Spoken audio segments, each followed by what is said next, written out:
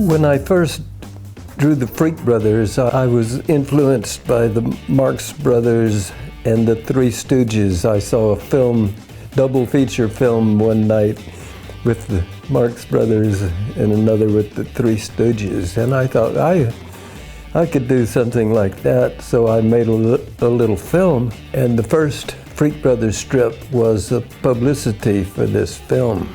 But everyone liked the comic strip better than the film, so I gave up being a film director.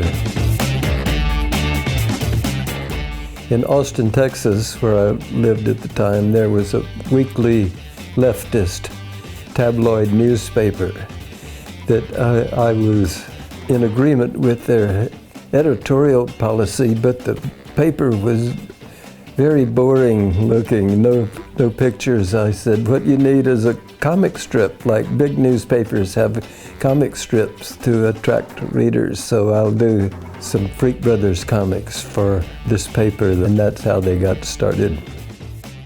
At first, Ripoff Press, my publishing company in San Francisco, distributed the Freak Brothers in the head shops. And at the time, the head shops pretended to be tobacco accessory stores. And the police, when they discovered the Freak Brothers comics in the head shops, they say, well, this is like an instruction book for smoking marijuana. You can't call yourself a tobacco shop.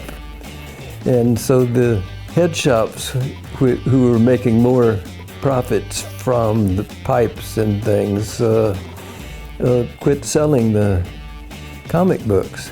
But happily, at the same time, the comic book stores appeared, and comic book stores didn't have this problem.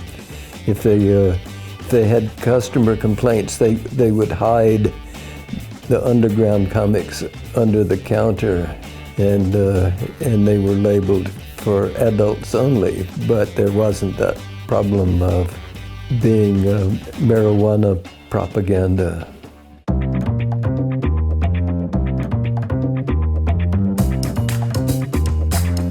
After a while, we discovered that any comic strip with cats in it would sell well, and so we separated the Fat Freddy's cat from the Freak Brothers and made it into a separate series of its own. It's still featured in the Freak Brothers.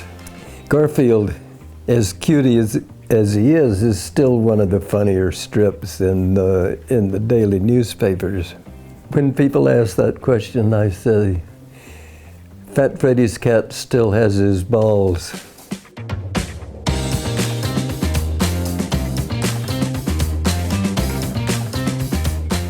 I've never read a Marvel comic. I can't stand that sort of thing. I know what they are. I know who Jack Kirby and Stan Lee are, but it's boring.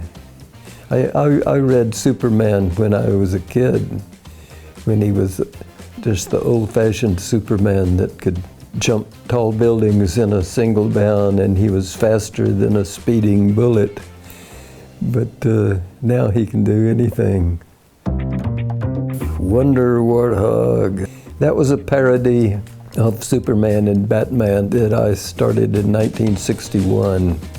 I was living in New York at the time, and I remember where I was when I had the brilliant idea of Wonder Warthog. I had a dictionary with a picture of a warthog, and it was the ugliest animal I could imagine.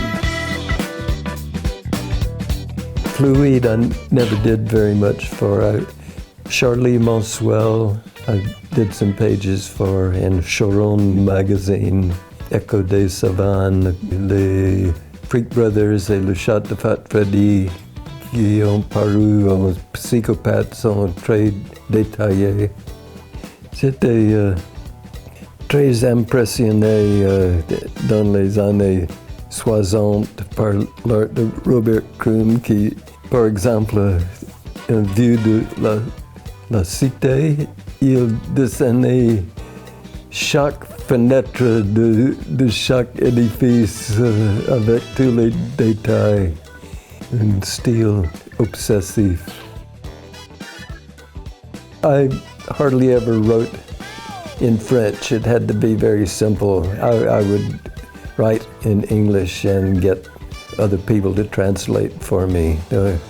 With Psychopath, the editor, Paul Karalee, helped me translate. I didn't have to hire a translator. The editor would do it for nothing.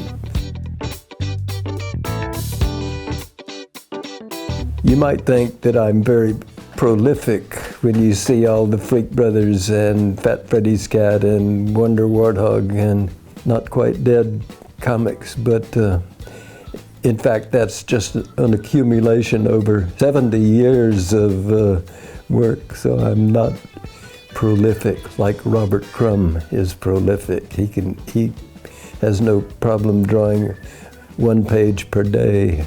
For me, one page takes a week.